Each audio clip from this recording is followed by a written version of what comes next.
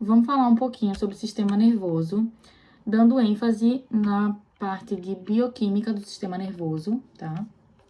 Então, a gente vai falar sobre esse sistema, a parte introdutória, né? Introdução ao sistema nervoso, comentando aí as funções do sistema nervoso, principais características desse sistema, subdivisões do sistema nervoso, tecido nervoso, né? Perpassando aí pelas células que compõem esse tecido e esse sistema.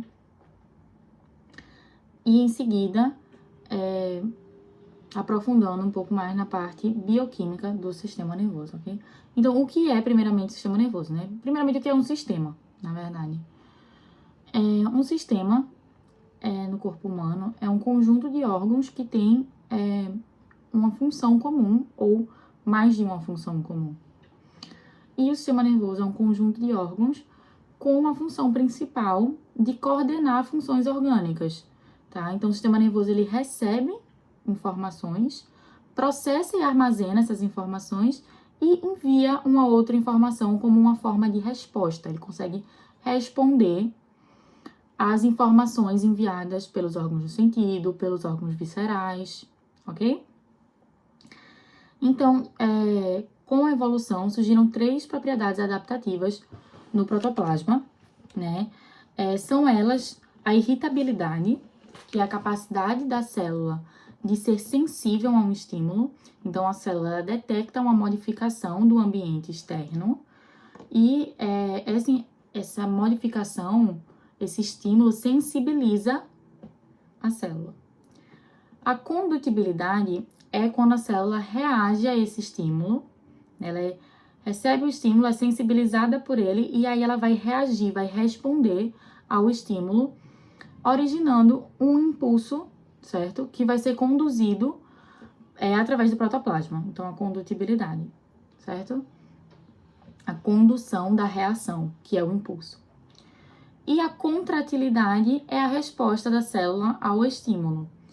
E a resposta da célula ao estímulo, ela é originada do impulso, que por sua vez, né, decorre do estímulo, da modificação externa do ambiente, né, que foi capaz de sensibilizar a célula e a célula é capaz de ser sensibilizada por ele, né.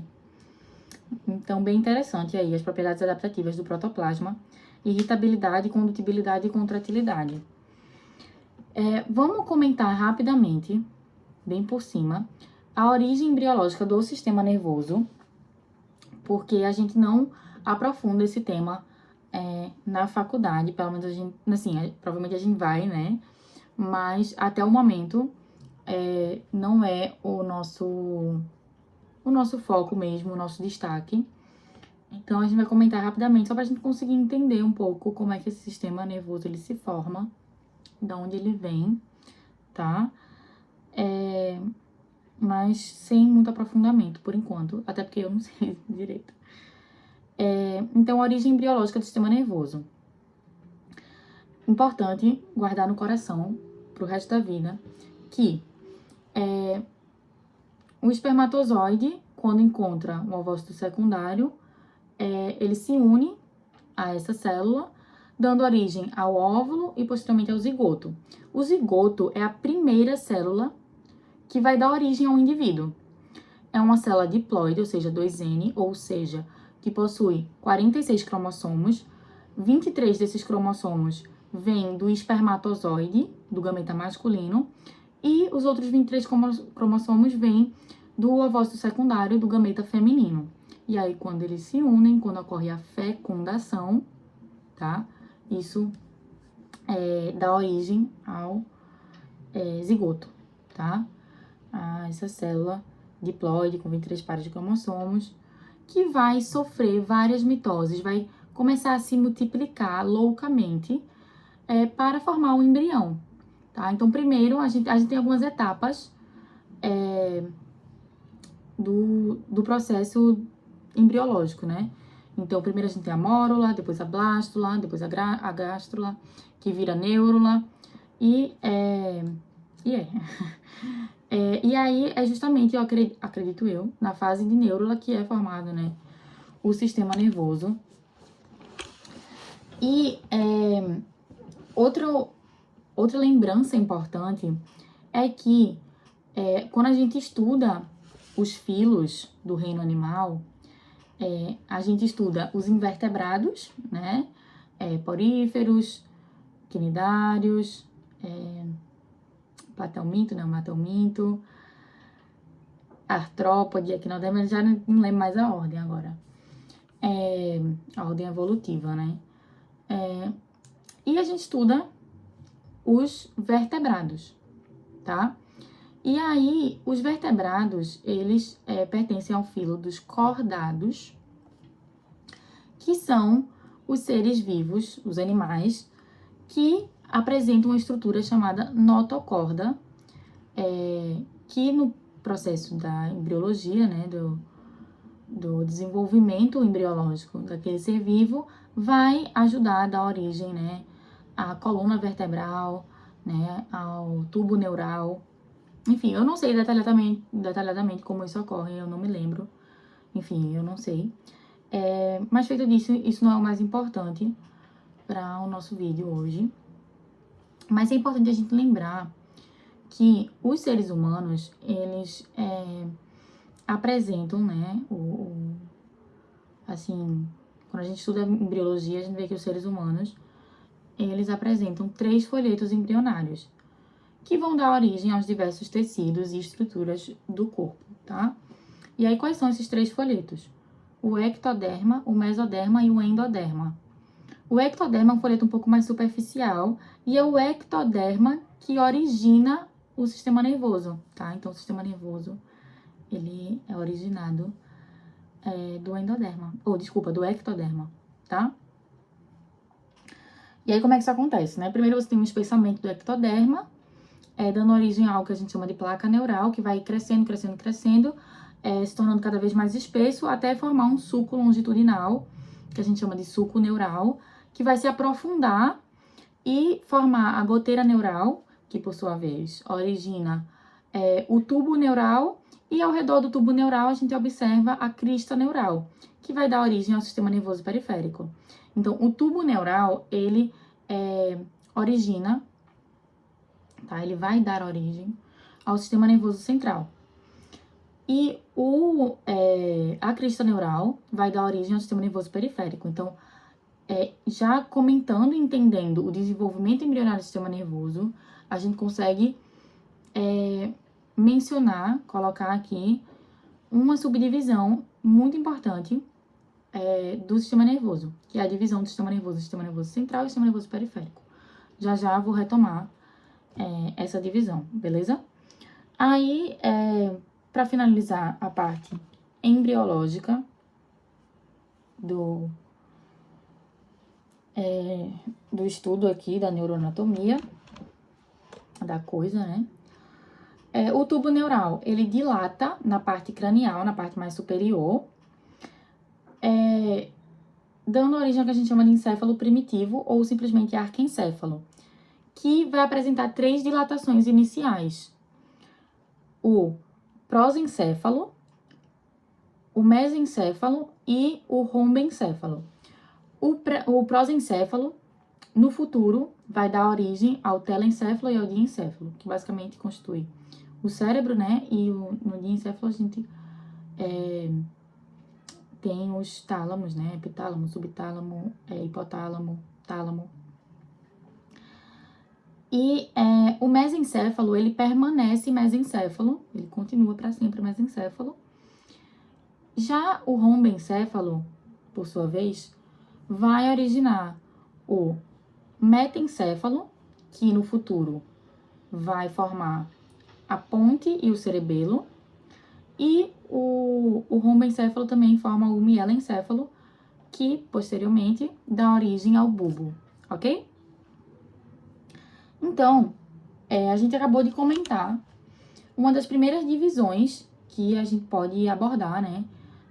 Quando a gente trata de sistema nervoso, que é a divisão do sistema nervoso de um ponto de vista embriológico, que nada mais é, né, que prosencéfalo, originando o telencéfalo, e o diencéfalo, Mesencéfalo, que permanece para sempre, mesencéfalo, e o rombencéfalo, que dá origem ao metencéfalo e ao mielencéfalo, e o metencéfalo origina ponte e cerebelo, e o mielencéfalo, bulbo e medula espinhal, ok?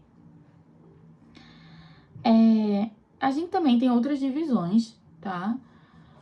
A divisão anatômica do sistema nervoso, por exemplo, divide o sistema nervoso central e o sistema nervoso periférico.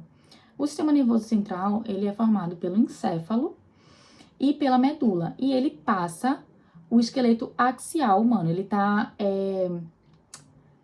como se diz assim, eu não quero dizer tipo sustentado, mas ele tá protegido, né, pelo esqueleto axial. E aí o encéfalo possui, né, o que compõe o encéfalo, né, os componentes do encéfalo são o cérebro, o cerebelo e o tronco encefálico, que é formado pelo mesencéfalo, ponte e bulbo. E a medula espinhal, né, que é a medula, tá? E vai atravessar aí uma parte da coluna vertebral. E o sistema nervoso periférico, ele é formado por nervos e gânglios. Os nervos são prolongamentos de neurônios, são os axônios dos neurônios. E os gânglios são os corpos celulares dos neurônios. E a gente tem nervos a gente tem dois tipos de nervos, né? Os nervos espinhais, que saem da medula espinhal, e os nervos craniais, né? Que saem ali no crânio, beleza? Aí temos 31 pares de nervos espinhais e 12 pares de nervos cranianos. Outra divisão do sistema nervoso é uma divisão funcional que vai classificar esse sistema em somático e visceral. O somático estaria mais atrelado a funções voluntárias.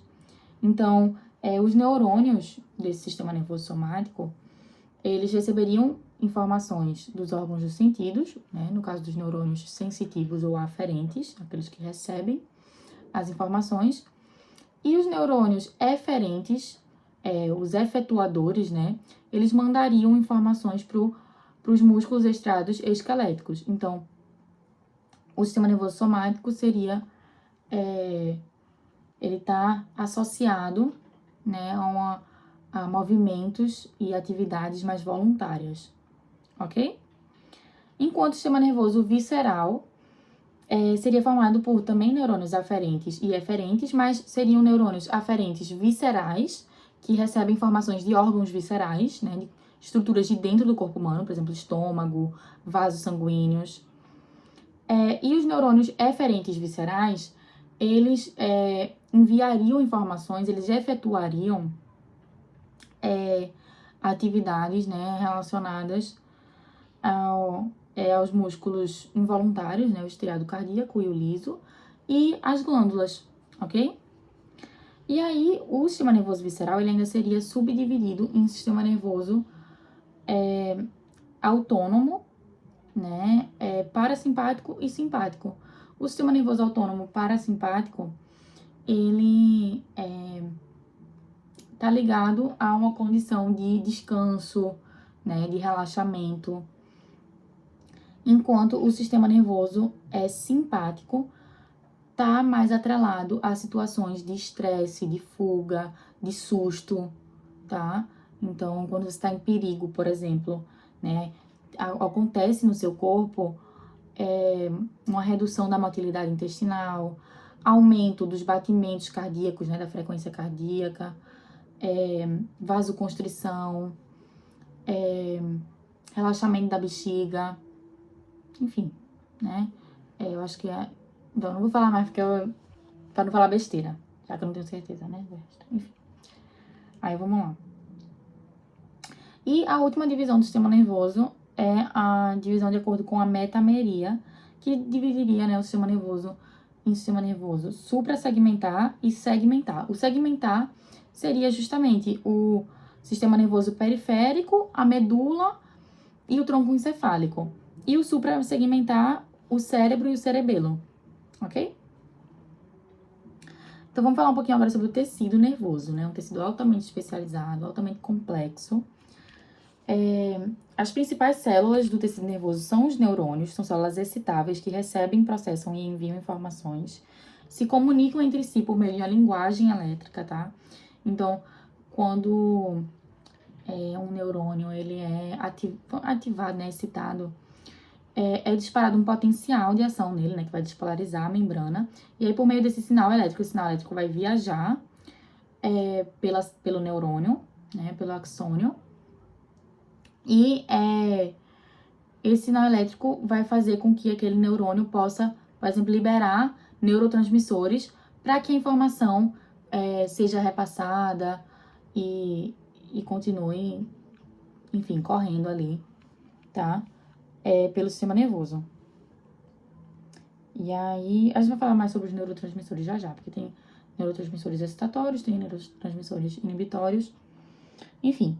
Mas quais as partes de um neurônio? O neurônio é formado por dendrito ou dendritos, né, um corpo celular e axônio. E a gente classifica os neurônios de acordo com a quantidade de coisas, de estruturas, dendritos ou axônios, que saem do corpo celular. Então, um neurônio multipolar é aquele que tem muitos dendritos e um axônio. Um bipolar, ele vai ter 2 prolongamentos deixando o corpo celular. Um dendrito e um axônio. E o pseudo-unipolar é quando a gente tem um prolongamento que deixa o corpo celular e esse prolongamento, esse único prolongamento, vai se ramificar, né, em central e periférico. Em seguida, tá? Aí, a sinapse é o local de contato de um neurônio com outro ou outros neurônios ou com células efetuadoras, né? Aquelas células efeturas, né? Músculos ou glândulas. Tipos de sinapse elétrica, que ocorre exclusivamente entre neurônios, é gerada pela mudança no potencial de membrana e ocorre com troca direta de cargas elétricas, tá? A sinapse elétrica ela é menos comum em humanos, ela é mais inespecífica, mas ela é multidirecional, enquanto a sinapse do tipo química, ela é mais específica, e ela ocorre não só entre neurônios, mas também entre neurônios e células efetuadoras, sei lá. E na sinapse química, a comunicação entre os elementos em contato depende de substâncias químicas, que são os neurotransmissores, ok? Então, vai depender aí da liberação dessas substâncias químicas. Vamos lá, falar um pouquinho mais sobre esse tecido nervoso.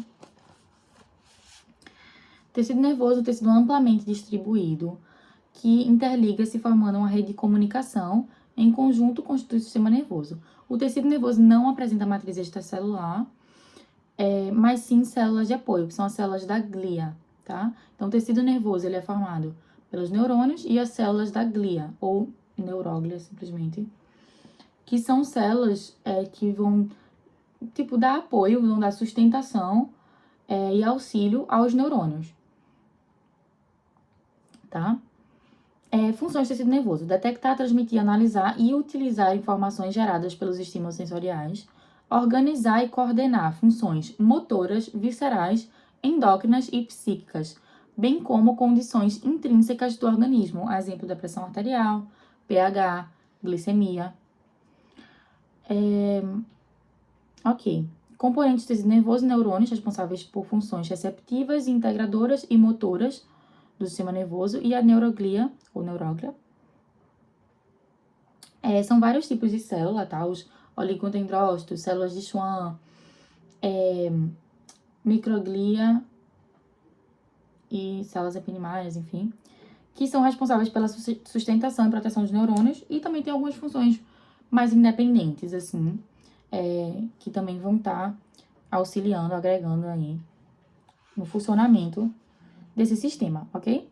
Falo primeiro dos neurônios, né? O neurônio possui dendritos, corpo celular e axônio, né? O impulso nervoso, qual é o sentido do impulso nervoso? Dendrito, corpo celular, axônio, e aí vai até as ramificações terminais do axônio, certo? Onde vão ser liberados os neurotransmissores na fenda sináptica para o próximo neurônio, né? Que a gente tem o neurônio pré-sináptico e o pós-sináptico. O pré-sináptico é o que vai, é o que vai liberar os neurotransmissores na fenda sináptica, né? Fazendo essa comunicação entre os neurônios e permitindo a continuidade ou a inibição do sinal elétrico, ok? Então, a gente tem neurônios motores, sensoriais e os interneurônios. Neurônios motores controlam órgãos efetores, músculos e glândulas. E os sensoriais, eles recebem estímulos sensoriais do ambiente, no caso dos órgãos do sentido, né? E do organismo, no caso dos neurônios viscerais, por exemplo. Ok? E os interneurônios, eles são conectores, eles vão estabelecer conexões entre outros neurônios. No corpo celular do neurônio, a gente encontra o núcleo, que é um núcleo esférico. A gente observa também um núcleo grande central. O corpo celular ele é rico em retículo endoplasmático rugoso, complexo de Golgi, que fica ali ao redor do núcleo. Apresenta mitocôndrias em uma quantidade moderada e apresenta corpúsculos de Nissl, que eu me esqueci a função deles. O axônio, ele possui comprimento e diâmetro variáveis. Geralmente se origina do cone de implantação. O citoplasma do axônio é chamado de axoplasma e é pobre em organelas. Tem uma baixa quantidade de mitocôndrias, de retículo endoplasmático liso, poucos retículos endoplasmáticos rugosos, tá? Por outro lado, o axônio ele é muito rico em microfilamentos e microtúbulos. E os dendritos recebem e integram os impulsos trazidos pelos terminais axônicos de outros neurônios, né, dos neurônios pré-sinápticos. Tornam-se mais finos à medida que se ramificam. Composição similar ao pericário, né, ao corpo celular. O citoplasma do corpo celular, exceto pela ausência de complexo de Golgi. Os dendritos recebem os estímulos e são o primeiro local de processamento dos sinais que chegam ao neurônio. Apresentam pequenas projeções, são chamadas espinhas ou gêmulas, e participam da plasticidade neuronal, ok? E agora falando um pouquinho sobre as células da glia. São elas os oligodendrócitos, os astrócitos. A microglia a gente tem as células ependimárias, tá? Que na verdade são células epiteliais, colunares, que revestem os ventrículos cerebrais, né? Os 4 ventrículos, e o canal central da medula espinhal. As células ependimárias, elas possuem cílios que vão permitir e facilitar a movimentação do líquor ou LCR, que é o líquido céfalo-raquidiano. Já as outras células da glia, né, a gente tem os oligodendrócitos, que vão ter a função de produzir bainha de mielina para os axônios dos neurônios no sistema nervoso central, tá? Então, oligodendrócitos sintetizam bainha de mielina, que é uma camada de gordura que serve de isolante elétrico, por onde vai passar o sinal elétrico de maneira saltatória, né, nos neurônios do sistema nervoso central. Possuem prolongamentos que se enrolam em volta dos axônios, né, dos axônios dos neurônios, sintetizando a bainha de mielina. Um único oligodendrócito possui vários prolongamentos, então ele se fixa ali ao axônio de vários neurônios. Então, um único oligodendrócito forma a bainha de mielina para diversas fibras nervosas, tá? A gente tem também as células de Schwann, que elas vão produzir bainha de mielina também, mas no sistema nervoso periférico, tá? E os astrócitos são células nervosas que ligam os neurônios aos capilares sanguíneos e a pia mater, conferindo sustentação, além de controlar a composição iônica e molecular extracelular, transferem moléculas e íons do sangue para os neurônios e apresentam receptores para noradrenalina, GABA e angiotensina 2 e etc. Tem 2 tipos de astrócitos. os protoplasmáticos e os fibrosos.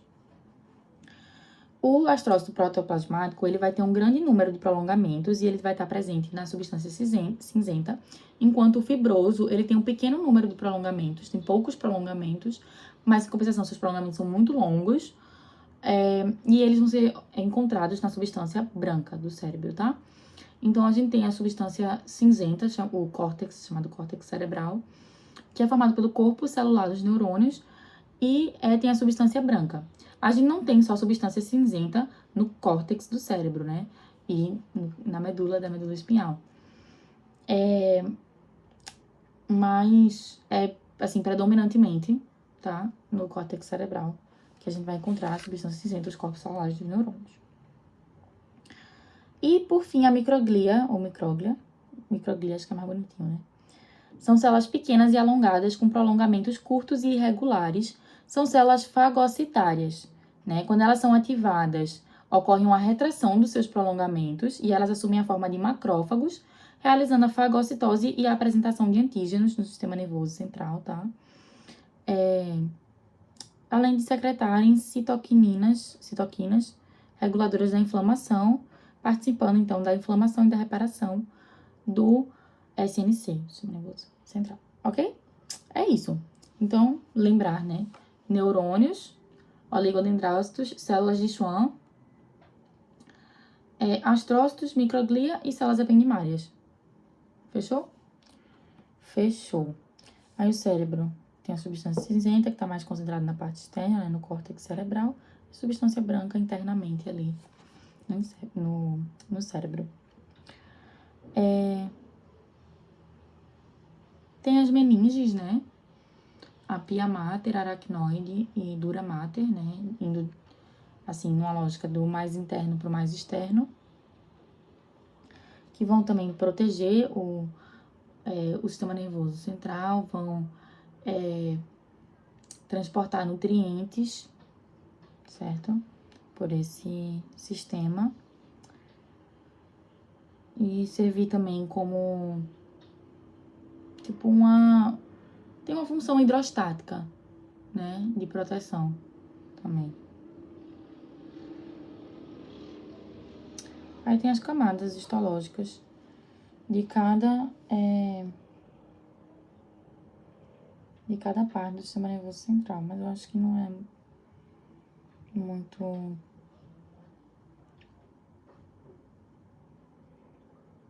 interessante, não. Ó, as meninges são membranas do tecido conjuntivo que envolvem o sistema nervoso central e apresentam 3 camadas, a dura mater, aracnoide e pia mater. Entre a dura mater e a aracnoide, a gente tem, né, na medula espinhal, o espaço subdural, e entre a aracnoide e a pia mater, a gente tem o espaço subaracnoide, tá? Os plexos coroides são dobras da pia mater ricas em capilares fenestrados e dilatados, que provocam saliência para o interior dos ventrículos, revestidos por epitélio cúbico simples, enfim, não sei direito não aqui. Vamos então para a bioquímica do sistema nervoso, tá? Então, aqui eu vou mostrar, porque eu tô muito lendo e não tô mostrando o que eu tô lendo, né? Então, aqui tem um esqueminha, mais uma vez, pra gente fixar a divisão do sistema nervoso, né? Porque essa divisão ajuda muito a gente a entender tanto a anatomia do sistema nervoso, como também a fisiologia dele. Então, ó, sistema nervoso se subdivide em sistema nervoso central e sistema nervoso periférico. O sistema nervoso central, formado pelo encéfalo, que por sua vez é formado, né, pelo cérebro, pelo cerebelo e pelo tronco encefálico. E o tronco encefálico é composto pelo mesencéfalo, ponte e bulbo. O sistema nervoso também, o central também é formado pela medula espinhal, tá? Que é a parte assim, mais inferior, abaixo do tronco encefálico. Do encéfalo que vai passar, do encéfalo não, desculpa, do sistema nervoso central, que vai passar pela coluna vertebral.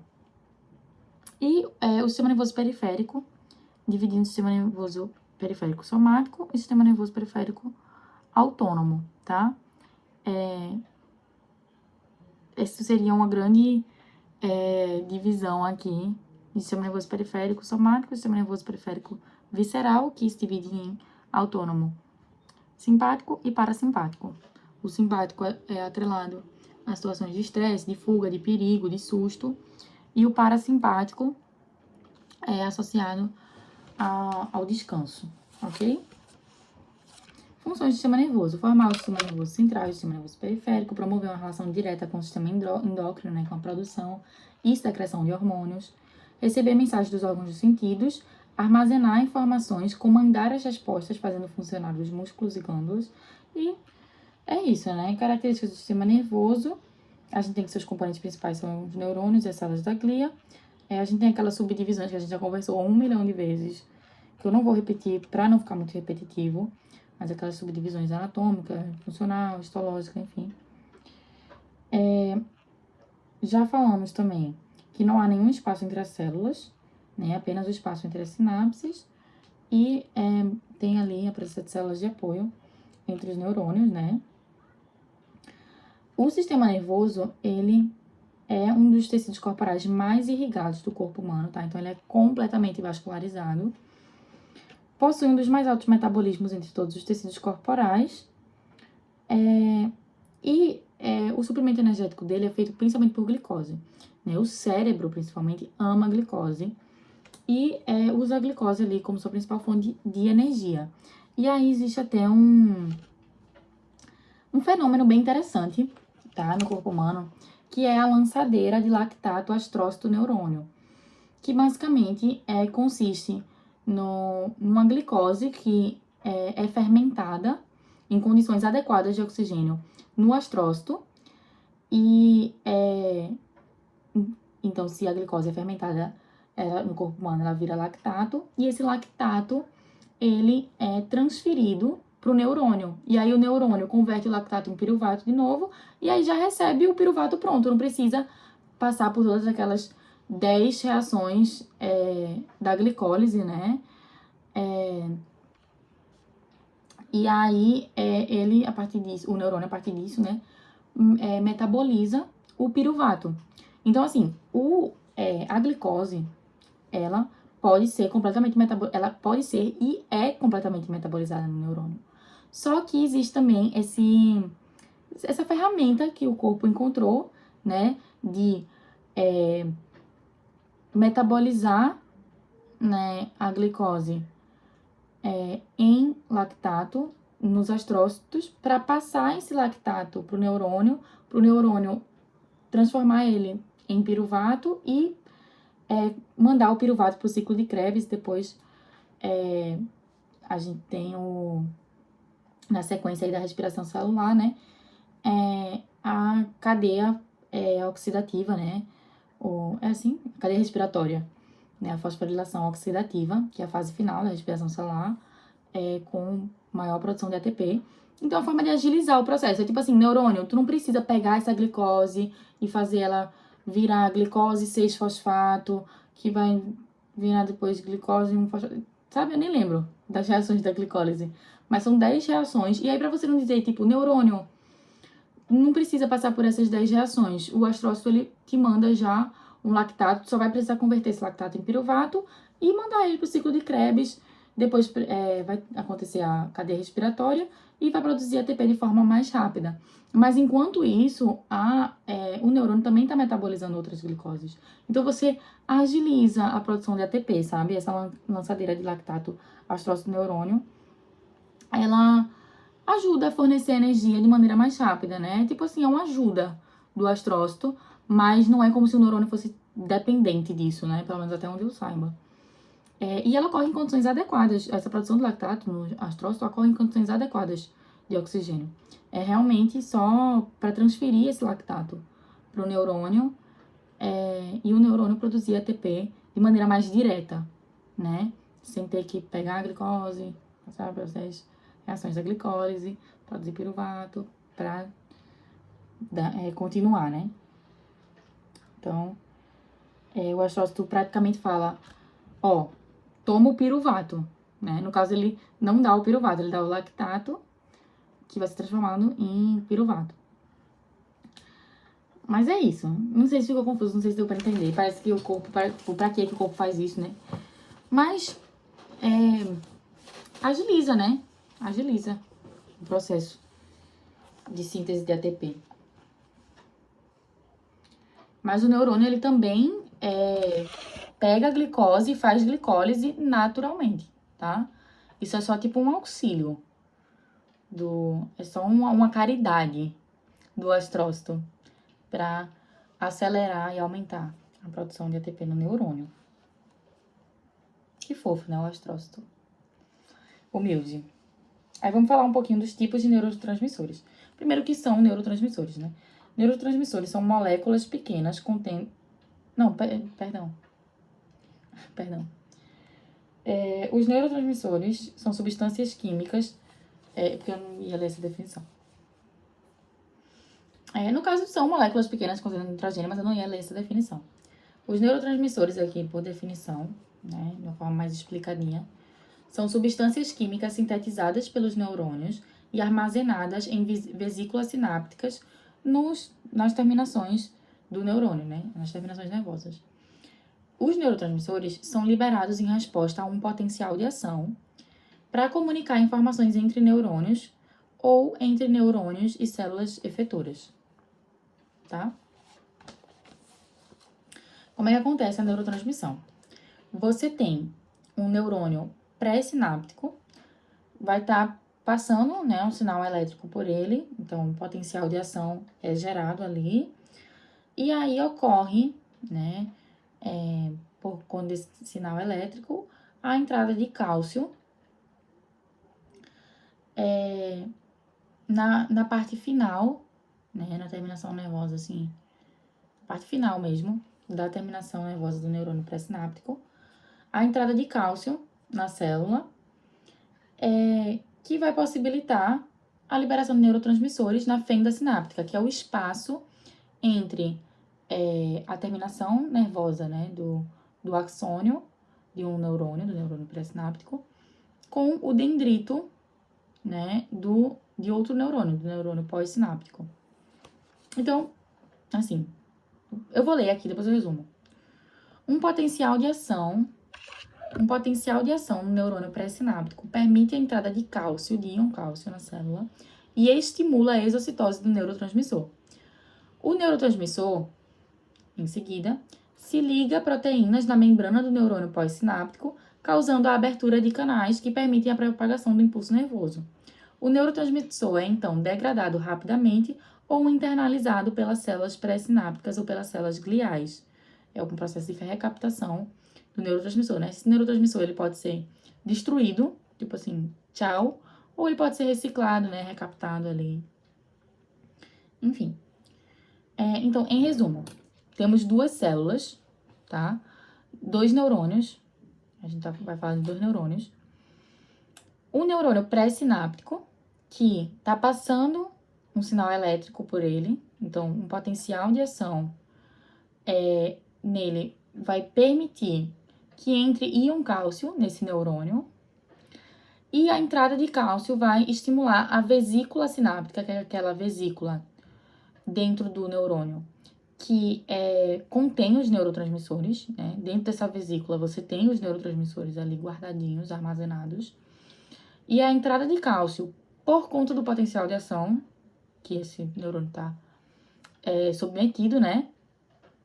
Que vai fazer com que a vesícula sináptica ela libere esses neurotransmissores na fenda sináptica, que é o espaço entre o neurônio pré-sináptico, é o espaço entre um neurônio e outro, o neurônio pré-sináptico e o neurônio pós-sináptico. E aí o neurônio pré-sináptico vai liberar os neurotransmissores na fenda sináptica, e esses neurotransmissores, eles vão ali, assim, provocar algum tipo de efeito na membrana plasmática. Eles vão se ligar a proteínas na membrana plasmática do neurônio pós-sináptico e eles vão provocar algum efeito, né? Um efeito inibitório, né? Que vai falar, tipo assim, para de propagar esse impulso, ou um efeito estimulante, excitatório, tá?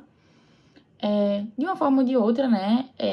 é justamente a liberação dos neurotransmissores que vai abrir canais que vão, assim, dar origem a algum fenômeno, seja o fenômeno de inibição daquele sinal, seja o fenômeno de continuidade ou aumento da propagação do sinal elétrico, tá? Do impulso nervoso. Eu acho que é isso. É isso que eu entendo, tá? Não sei se eu entendo certo. Produção, transporte e atuação dos neurotransmissores. Foco no terminal sináptico, né? No neurônio pré-sináptico, a gente vai ter o terminal sináptico dele, as vesículas com os neurotransmissores dentro, e essas vesículas apresentam agregadas a ela várias proteínazinhas. A sinaptotagmina, a sinaptobrevina, que por sua vez está ligada ao SNAP25, e o SNAP25 está ligado a proteínas ali na membrana desse. Licença. Oi, aqui. Então, vamos lá, tá? O que acontece? Vou terminar de fazer esse negócio dos meus óculos que eu perdi. Talvez esteja até aqui em casa. Mas, enfim.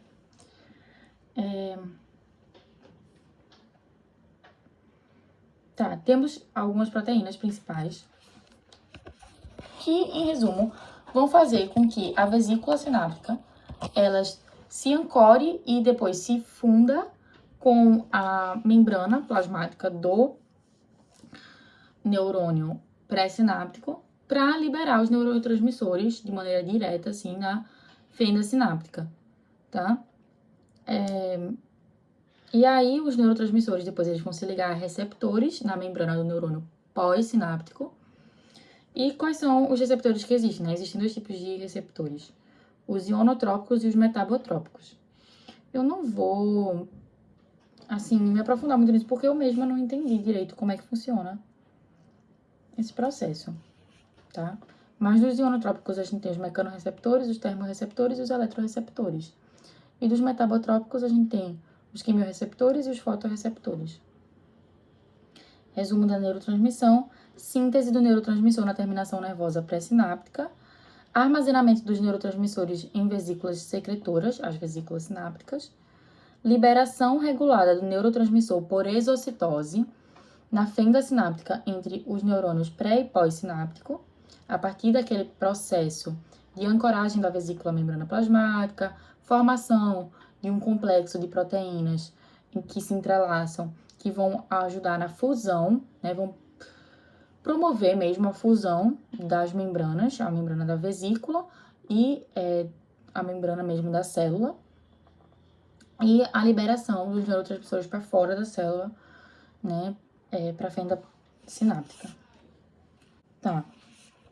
Aí, depois da liberação regulada do neurotransmissor por exocitose na fenda sináptica entre o neurônio pré e pós-sináptico, os neurônios pré e pós-sináptico, aí a gente tem que receptores específicos para os neurotransmissores presentes na membrana pós-sináptica vão, né, ser sensibilizados ali, né, pela presença de neurotransmissores. E é importante detalhar na liberação dos neurotransmissores pelo neurônio pré-sináptico que o que causa essa liberação regulada do neurotransmissor na fenda sináptica é a despolarização da membrana, que vai abrir os canais de íon cálcio sensíveis à voltagem no terminal nervoso pré-sináptico. A alta concentração de íon cálcio dentro da célula desencadeia a exocitose das vesículas sinápticas que estavam estocando o neurotransmissor e agora vão liberar eles para fora da célula, para a fenda sináptica, onde esses neurotransmissores vão se ligar a receptores específicos para eles, né? Na membrana pós-sináptica, do neurônio pós-sináptico. Meios que controlam a duração da ação do neurotransmissor no receptor pós-sináptico. Os neurotransmissores podem ser inativados pela captação para dentro do terminal nervoso por proteínas de transporte acopladas a um gradiente de sódio. Os neurotransmissores podem ser degradados ou ainda eles podem ser recaptados e metabolizados por células da glia. A membrana da vesícula sináptica que liberou o neurotransmissor é reciclada por endocitose via rede de alatrina? Não sei. Não entendi. Membrana. Tá, massa, entendi.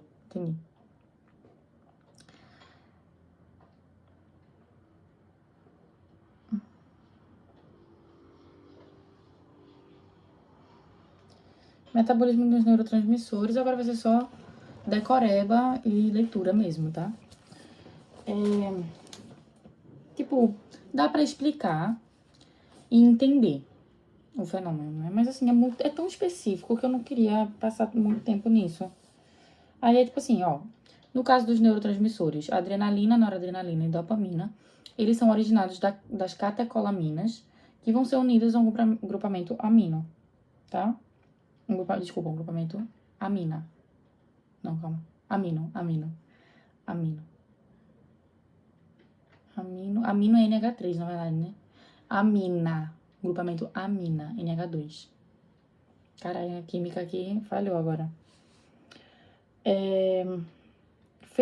Fenilalanina, né, que é um aminoácido, ele é hidroxilado e vira tirosina, que aí vai ganhar um grupamento OH, e aí virando dihidroxifenilalanina, que é o L-dopa, que vai ser descarboxilado, vai perder um CO2, e aí vira dopamina. Quando a dopamina ganha um grupamento hidroxila, ela vira norepinefrina, né, que é a noradrenalina. E quando a noradrenalina ganha um grupo metil, ela vira epinefrina, que é a adrenalina. Então, é assim que são sintetizados esses 3 neurotransmissores, tá? Que eles são justamente a junção da catecolamina com um grupamento amina. São produzidos na substância negra ou na área tegmentar ventral. A substância negra controla emoções importantes como a recompensa e o vício. E a área tegmentar ventral é onde há a concentração em média de 450 mil neurônios. Possuem ações simpática e simpático-mimética, atuam sobre receptores adrenérgicos e dopaminérgicos. Os receptores adrenérgicos, eles promovem, no caso dos receptores alfa, constrição dos músculos lisos e inibição da motilidade intestinal. E no caso dos receptores beta, excitação da musculatura cardíaca, aumentando a frequência cardíaca, né? Dilatação brônquica, lipólise, glicogenólise e produção de calor, né? No caso dos receptores beta 3, localizados nas células do tecido adiposo marrom. E os receptores dopaminérgicos, eles, que são os receptores D, né? Os da família D1 são os receptores D1 e D5, e os receptores da família D2 são os receptores D2, D3 e D4. Esses receptores, eles vão estar envolvidos aí no controle do humor, das emoções e do comportamento. De maneira geral, se localizam no córtex cerebral, no sistema límbico, no corpo estriado, nos músculos, né? Na parte ventral do hipotálamo e na hipófise anterior.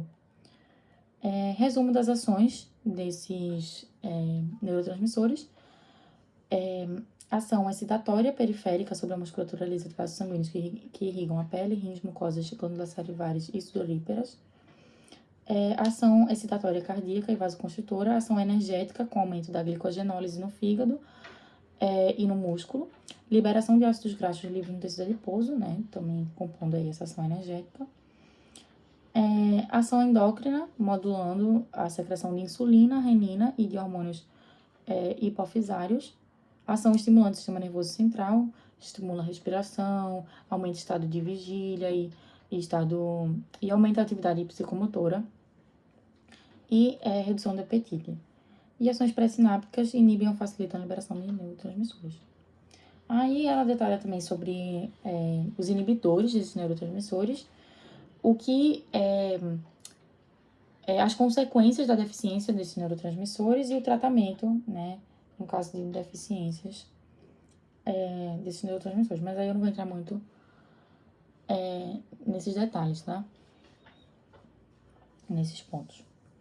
A serotonina, que é a 5-hidroxitriptamina, é uma monoamina neurotransmissora sintetizada nos neurônios serotoninérgicos do sistema nervoso central e nas células enterocromafins do trato gastrointestinal. A serotonina é produzida por hidroxilação e descarboxilação do aminoácido triptofano, tá? Então, o triptofano, ele ganha um grupamento hidroxila e ele perde um CO2, tá? E aí, temos a serotonina prontinha para ser utilizada. Funções da serotonina: regulação do apetite mediante saciedade, equilíbrio do desejo sexual, controle da temperatura corporal, atividade motora, funções perceptivas e cognitivas, agregação plaquetária, diminuição da densidade óssea em relação com o estado de ânimo, estado das emoções, estado depressivo e ansiedade. A acetilcolina é um neurotransmissor sintetizado, a partir da molécula de acetil-CoA, né? Lembra, né, na respiração celular, que a glicose sofre 10 reações até ser transformada em piruvato. Isso acontece naturalmente no metabolismo dos açúcares. E aí o piruvato, em seguida, entra no ciclo de Krebs e é transformado em acetil-CoA, né, quando ele vai entrar ali no ciclo de Krebs. E aí a acetil-CoA, ela pode ser desviada para a produção de acetilcolina. Ela é transportada no citosol e oferta um grupo acetil para a colina.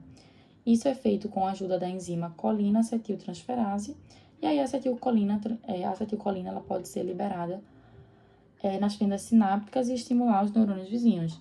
E aí a acetilcolina ela vai atuar nas junções neuromusculares, nos gânglios autonômicos, nos neurônios pós-ganglionares do sistema nervoso autônomo parasimpático, em algumas junções efetoras simpáticas e em muitas regiões do sistema nervoso central.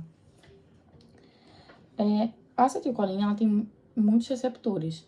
Ela tem tanto os receptores nicotínicos, que são ionotrópicos, e que nos músculos vão atuar nas junções musculares, promovendo contração muscular, e nos neurônios vão promover um potencial de ação. E os receptores muscarínicos, né, que são metabotrópicos, são receptores metabotrópicos que vão fazer estimulação neuronal, ou então inibição da musculatura lisa, ou estimulação de glândulas exócrinas. Podem ser inibitórios, estimulantes, enfim, depende do receptor muscarínico, tá? Porque existem vários. Glutamato e GABA. Glutamato é um potente neurotransmissor excitatório no sistema nervoso central, responsável pela despolarização dos neurônios, media um grande número de funções cognitivas e é originado da glutamina, né? A glutamina, que é originada a partir de uma enzima, né? Na presença de uma enzima chamada glutamina sintetase, que vai, né, sintetizar a glutamina, né? A glutamina, ela, então, vai ser transformada em glutamato pela enzima glutaminase e o glutamato, na presença da enzima glutamato descarboxilase, é transformado em GABA. Então, a sequência de reações é glutamina, dá origem ao glutamato, que dá origem, por sua vez, ao GABA, que é outro neurotransmissor muito importante aí, sistema nervoso central, tá? O GABA, ou ácido gama-aminobutírico, sintetizado a partir de glutamato, é o principal inibidor do sistema nervoso central. Ele é um importante neurotransmissor inibitório que vai alterar o ciclo de vigília e do sono e induz comportamento agressivo e impulsivo. A pessoa fica mais braba quando tá com sono. Eu entendo bem disso. O aumento de amônio no organismo ativa a glutamina sintetase, então aumenta a quantidade de glutamina no neurônio, mas, por outro lado, vai inibir a glutaminase, então vai diminuir a produção de glutamato. Então, em resumo, muito amônio, né, NH4+, aumenta a quantidade de glutamina e diminui a quantidade de glutamato. Muita glutamina nos neurônios aumenta a entrada de água nas células cerebrais, o que pode causar um edema cerebral e o aumento da pressão intracraniana. A diminuição do glutamato vai causar letargia, falta de direção e etc. Então, por isso que o aumento nas quantidades de amônio no corpo é muito nocivo.